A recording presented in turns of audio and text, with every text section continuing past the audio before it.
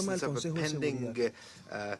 El Ecuador continuará apoyando una reforma ambiciosa y realista, sin nuevos vetos ni privilegios a perpetuidad.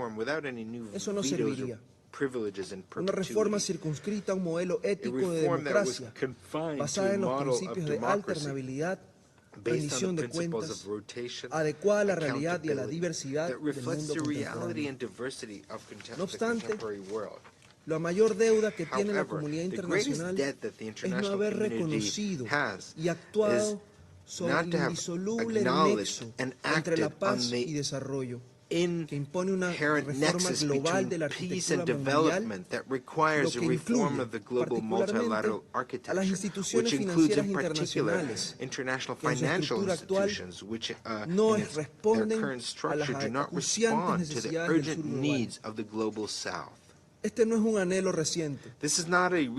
Hace pocos meses se cumplió el 50º aniversario de la Declaración sobre el establecimiento de un nuevo orden económico internacional, cuyos postulados nos recuerdan la necesidad de mejorar la coherencia y consistencia del sistema internacional monetario, financiero y comercial, así como la urgencia de abordar las asimetrías que han afectado las perspectivas de desarrollo de los países del sur global. Tales reformas requieren particular relevancia para la consecución de la Agenda 2030 para el desarrollo sostenible, con una visión transformadora hacia la sostenibilidad económica, social y ambiental. Las inversiones en desarrollo y la prosperidad compartida son fundamentales para el mantenimiento de la paz y su implementación depende del acceso al financiamiento, el fortalecimiento de capacidades y la transferencia de tecnologías a los países en desarrollo.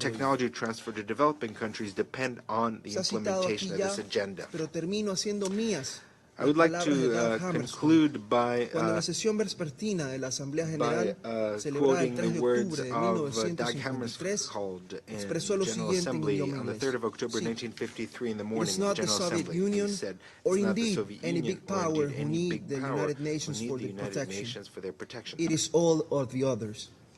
In this sense, the organization is, first of all, their organization, and I deeply believe in the wisdom which they will be able to use it and guide it." Señor Presidente, Excelencias, colegas, cuando nos aprestamos a celebrar la Cumbre del Futuro en septiembre próximo, el Ecuador cree que debemos aproximarnos a la misma como una oportunidad para demostrar que la cooperación multilateral es la mejor herramienta para enfrentar los desafíos globales y que está vigente ese implícito llamado para que quienes más necesitamos a la organización usemos su arquitectura para no dejar a nadie atrás.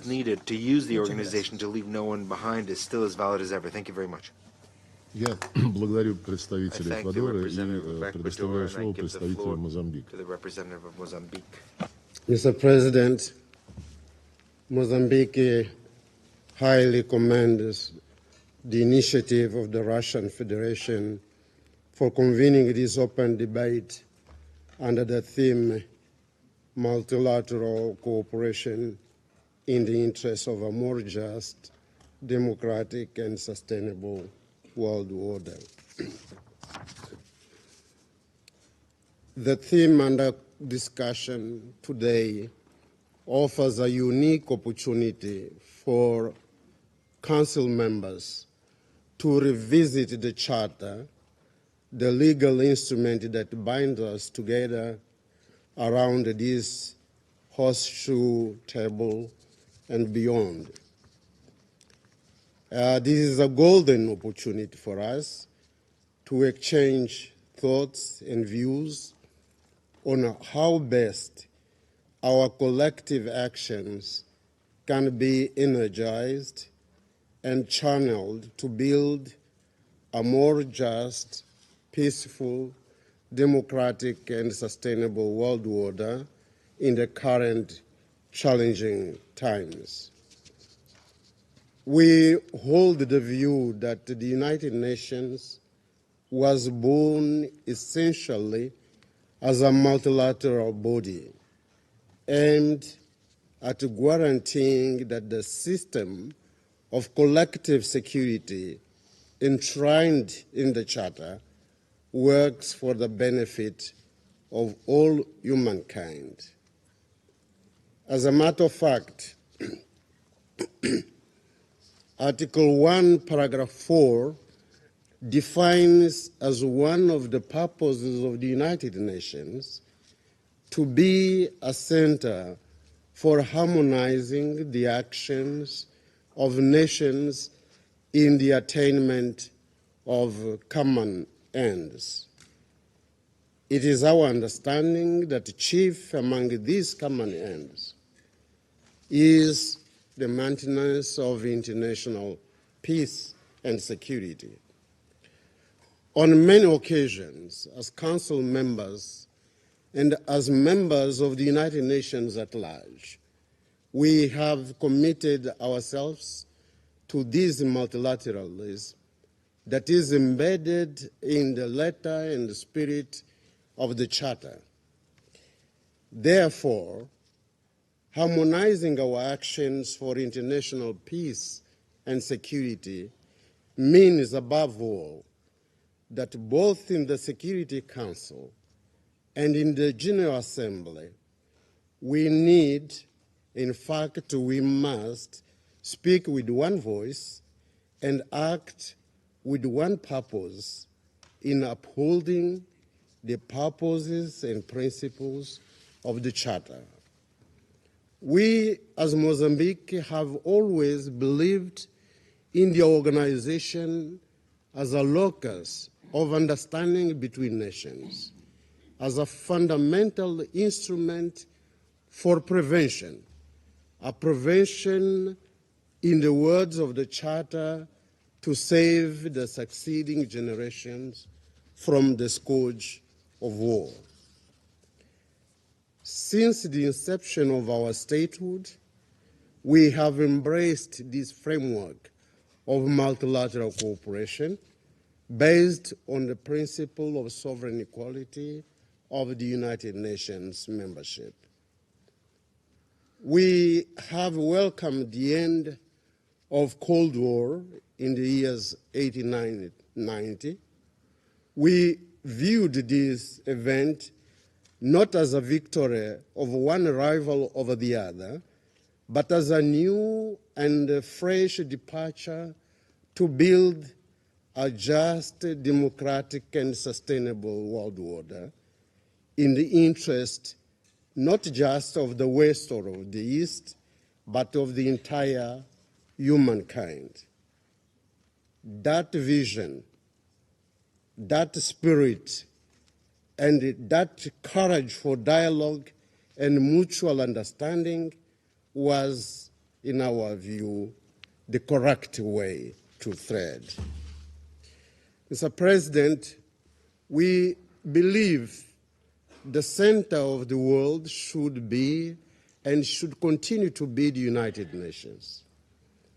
That is to say, the states must be guided at all times by the Charter of the United Nations, by the tenets of international law. Our common yardstick in that respect should be the degree to which each nation, how each nation behaves in regard to international law. We have always advocated multilateralism with inclusivity. We have supported in every instance efforts to create a peaceful and sustainable world order where the needs and priorities of the developing and least developed countries are taken into account. We recall that that was the purpose behind our effort for the establishment of a new international economic order in the 70s. That is, we believe, what we aspire to materialize today with the SDGs that pledge that no one should be left behind. The SDGs thus translate faithfully what the Charter aptly phrased as the determination to promote social progress and better standards of life in larger freedom. In the context of building an effective multilateralism, Mozambique reiterates the call on the need for Security Council reform, a reform that must take into account the African common position based on the Zuluini Consensus and the Sirte Declaration. This will allow the Council to be more inclusive, fair, just, and democratic in the discharge of its duties under the Charter at the service of the entire humankind. Mr. President, the current global security challenges require concerted efforts and a reinforced role of cooperation. Those challenges include interstate wars, intrastate conflicts, terrorism, violent extremism, transnational organized crime, proliferation of weapons, limited peacekeeping capacity and financing, among others. We are certain that global problems demand global responses. Therefore, a more just, democratic, and sustainable world order must be anchored on a cooperation where relations among nations are constructive and robust and are based on a respect for the principle of equal rights of states and the self-determination of peoples. I thank you, Mr. President. Я благодарю представителя Мозамбика и предоставляю слово министру иностранных дел и торговли Венгрии, его превосходительству господину Петру Сияру. Mr. President, dear Sergei, dear colleagues, first of all, thank you so much for the opportunity to speak at the Security Council in the age of dangers, as there are around 30 countries in the world which have been suffering from armed conflicts nowadays. I'm representing a country, I hope European Union colleagues paid attention, I'm representing a country, Hungary, which has been living in the shadow of a war for 2.5 years now. And we have been confronted with the direct consequences of this war. We have received more than 1 million refugees. We have been faced with war inflation. And we had to pay tremendously high energy prices. So I can tell you, colleagues, that a war looks totally different from the neighborhood compared to an ocean away. Thousands of people are dying. A country is under destruction. And this is the daily experience. But there's a long-term risk as well. A long-term risk of the world being divided into blocks again. And here comes our historic experience, a country coming from Central Europe. We know it very well from our historic experience that in case there's no chance for a civilized cooperation between East and West, we lose on it. And we don't want to lose again. Dear colleagues, I've been in this position for almost 10 years now, the longest serving currently in the European Union. And I have to tell you that I have participated on a number of events, number of meetings in the European Union in these last 10 years, when we discussed the issue of armed conflicts and wars far away of Europe. And what was the European position always? Urging the parties of the war, of that given war, to give up the battlefield solution, to sit around the negotiating table, to go for peace, negotiate with each other, look for the diplomatic solution. And what is the position now when there's a war going on in Europe? Totally different. And not only totally different, but the word peace, the word negotiation, if it is being used by someone, is being stigmatized immediately. We very well know the expressions, spies, Trojan horse, friends of whoever. So, you know, very, very bad approach. The legitimacy of diplomacy is basically being debated. For us, diplomacy is not only talking to those with whom you agree 100%. This is not diplomacy. This is something totally different.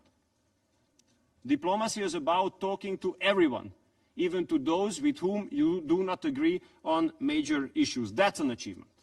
That's an achievement. The last 2.5 years have proved clearly in our neighborhood that there's no battlefield solution for the war in Ukraine. We have to give back the legitimacy for diplomacy.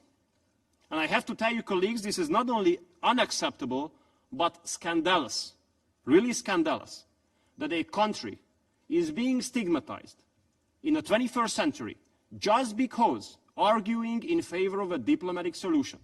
A country is being stigmatized just because using channels of communication to talk to those with whom there might be lack of common understanding on major issues. This is totally unacceptable and scandalous. Here we are in New York, at the headquarters of the United Nations. United Nations has not been established to be a platform for like-minded countries. There are other organizations for that.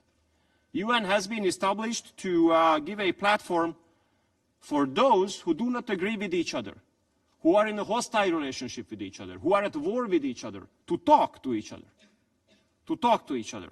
Therefore, I think over-politicization of the UN organizations is unacceptable.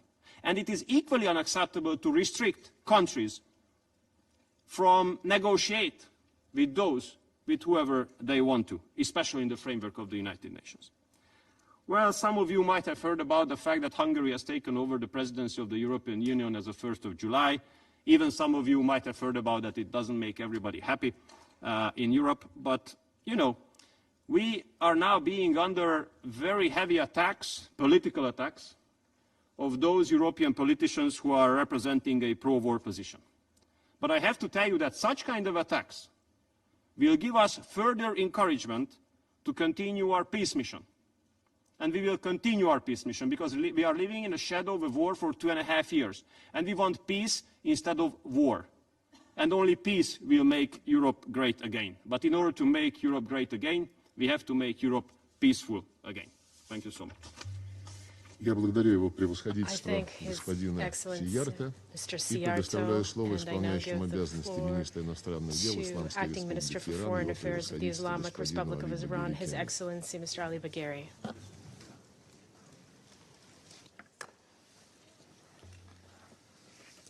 In the name of Allah, the most compassionate, the most merciful. Mr. President, at the outset, I would like to congratulate the Russian Federation for assuming the presidency of the Security Council and organizing this timely initiative.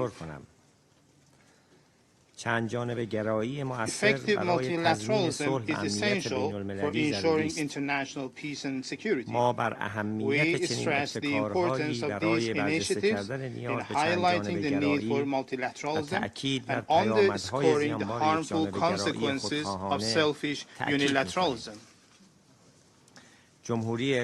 As a founding member of the United Nations, the Islamic Republic of Iran reaffirms its commitment to effective multilateralism grounded in international law and the principles of the United Nations Charter. Allow me,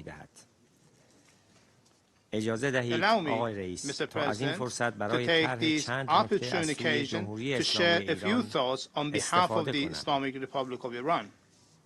Number one,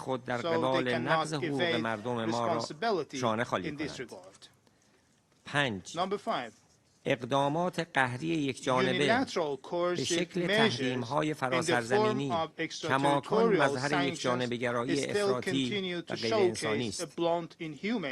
آمریکا و متحدان غربیش که آن تحریم‌ها را اجرا می‌کنند باید برای ویرانی، مرگ و رنج بی‌پایان ملت‌های تحت تحریم از جمله مردم کشور من پاسخگو شوند. جناب آقای رئیس، خانم‌ها و آقایان، جمهوری اسلامی ایران همواره پایبندی خود به چند جانبه گرایی را نشان داده است که نمونه بارز آن مشارکت سازنده در انعقاد برجام است. برجام به عنوان یک ابتکار موفق چند جانبه توانست یکی از موضوعات غیر ضروری و یک نگرانی ساختگی از سوی کشورهای غربی در خصوص برنامه صلح‌آمیز هسته‌ای ایران را مورد توجه قرار دهد و قرار بود تحریم‌های ظالمانه را از دوش ملت ایران بردارد. متاسفانه این روند چند جانبه با رویکرد غرب و یک جانبه آمریکا با چالش جدی مواجه شد. خروج یک جانبه آمریکا از توافق یکی از مظاهر یک جانبه گرایی در عرصه بین‌المللی است که موجب آسیب دیدن به همه طرف‌های توافق گردید. به همین نحو سیاست همسایگی جمهوری اسلامی ایران یکی از نتایج توجه به چند جانبه گرایی برای حل موضوعات و نگرانی‌های مشترک است. در این زمینه ایران گفتگو و همکاری منطقه‌ای را دنبال می‌کند تا فضایی را ایجاد کند که بتوان منابع را برای پیشرفت و توسعه منطقه به نفع همگان اختصاص داد. در واقع تقویت مشارکت و همکاری برای امنیت جمعی و توسعه پایدار در منطقه اصل راهنمای سیاست خارجی جمهوری اسلامی ایران است. جناب آقای رئیس، در پایان می‌خواهم به رویکرد و سیاست خارجی دولت جدید جمهوری اسلامی ایران که مبتنی بر تقویت چند جانبه گرایی بر اساس اصول منشور ملل متحد و حقوق بین‌الملل است تأکید کنم.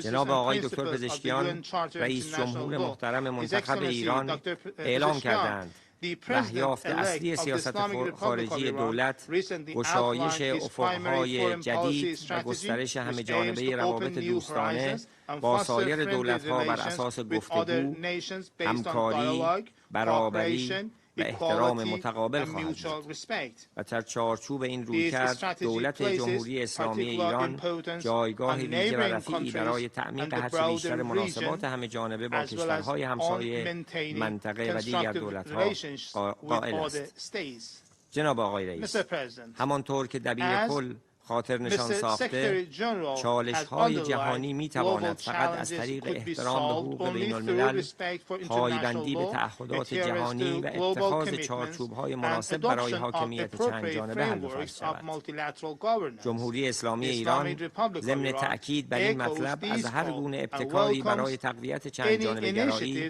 و افزایش احترام به حقوق بین‌الملل و تحقق اهداف و اصول منشور ملل متحد استقبال می‌کند. چند جانبه گرایی کلید اصلی مقابله با تهدیدات و چالش‌های جهانی است. معتقدیم که تنها راه ایجاد محیط امن، عادلانه و فراگیر همین است تا ملت‌ها از رشد و صلح پایدار بهره‌مند شوند. از توجه همه شما سپاسگزارم. Его превосходительство господину Багирикяни и предоставляю слово министру иностранных дел Кувейта, его превосходительству господину Абдуле Али Аль-Яхья. بسم الله الرحمن الرحيم. In the name of Allah, most معالي gracious, السيد most سيرجي لافروف Your Excellency, Minister Sergei Lavrov, the Minister of Foreign Affairs of the friendly country of the Russian Federation, President of the Security Council, Your Excellency, peace, mercy, and blessings of Allah be upon you. At the outset, I would like to congratulate you, Mr. President, and your friendly country on your presidency of the Security Council for this month. أن تساهم رئاستكم في الدفع باتجاه صون السلم والأمن الدوليين وأن تترجم جهودكم رؤية وتطلعات الشعوب العالم كافة بقية دعم مساعي الاستقرار وأسس التعامل في العلاقات الخارجية. كما لا يفوتني كذلك أن أثمن دعوتكم لعقد هذه الجلسة الأولى like to express our appreciation for your convening of this first-of-its-kind meeting to engage all in a direct and constructive dialogue in order to assess the existing international order, study all the dimensions, and push for achieving aspirations of the peoples of the world. Mr. President, فإننا نجدد التأكيد على أهمية إعادة التزام المجتمع الدولي بأهداف ومبادئ ومقاصد الميثاق الذي يعد حجر الزاوية للعمل الدولي المشترك وأساسا ننطلق منه لتعزيز التعاون الدولي بما يتماشى ما شهده العالم من تغييرات وتشعبات خلال السنوات الماضية وبما يسهم لتمكيننا من مواجهة التحديات الدولية من خلال سياسات خلاقة ومبتكرة تواكب المتغيرات وتضمن خلق بيئة ملائمة لعلاقاتنا ولعملنا وتعاوننا الدولي. وبالرغم من كل تلك التحديات والعقبات التي يواجهها عمل منظمتنا العتيدة إلا أن الأمم المتحدة تبقى الآلية الدولية المتعددة الأطراف الأكثر قبولا ومصداقية وشرعية في مجال العمل الدولي المشترك كما يبقى ميثاقها وما يحمل من مبادئ ومقاصد إطارا واضحا ومرجعا رئيسيا لتنظيم العلاقات بين الدول وتنميتها وأساسا صلبا لعملنا المشترك وعليه فإننا مطالبون أكثر من أي وقت مضى بمراجعة حساباتنا وتقييم أولوياتنا وتعزيز كافة السبل التي ترمي إلى تطوير عملنا المشترك. وإذ تجدد دولة الكويت دعوتها لإصلاح مجلس الأمن باعتباره أحد الركائز الرئيسية لعملية الإصلاح الشامل للأمم المتحدة كما تدعم دولة الكويت كافة الجهود الرامية لتحقيق إصلاح شامل وحقيقي لمجلس الأمن ليصبح أكثر قدرة وفعالية على مواجهة تحدياتنا الراهنة وفق منظور أكثر تمثيلا وشفافية وحيادية ومصداقية. سيد الرئيس، إن ما شاهده العالم خلال العقدين الأخيرين من أزمات سياسية وإنسانية وصحية وأزمات في الأمن الغذائي وأمن الطاقة وتحديات تغيير المناخ وانتشار الفقر وتهديد السلم والأمن الدوليين وتحقيق أهداف التنمية كل تلك الأزمات وغيرها من الأزمات العابرة للحدود شكلت اختبارا قاسيا للنظام العالمي served as a severe test for a multilateral world order. They have made clear the urgent need for strong, effective world order based on partnership and solidarity at the international level, based on the fundamental values and principles of multilateralism as regulated by international law and international UN legislation that we have all accepted. In light of global challenges that require concerted efforts to address them, small states must play a pivotal role in addressing these challenges as a necessity. In this context, we also count on developed states to play a leading role that contributes to the creation of a more equitable and balanced partnership and to fulfill their agreed upon commitments in support of the development in the least developed countries through technology transfer, debt relief, including ODA. وبما يتماشى مع الخطة التنمية المستدامة the 2030 Agenda for Sustainable Development, as well as take into consideration the development variables in order for developing states to not be left behind, especially in the global mainstream, particularly those facing special situations within the framework of new development and financing partnerships consistent with national priorities. In closing, I would like once again to commend your cooperation and that of the permanent mission of the Russian Federation to the UN in conducting the work of the Security Council for this month. We hope that these discussions will continue on the reform of the current world order so that it would be more stable, sustainable, just in the long term. May the peace and blessings of Allah be upon you. Я благодарю его превосходительство господина Аль-Яхья за его заявление и предоставляю слово заместителю министра иностранных дел Беларуси, его превосходительству господину Юрию Амбразевичу.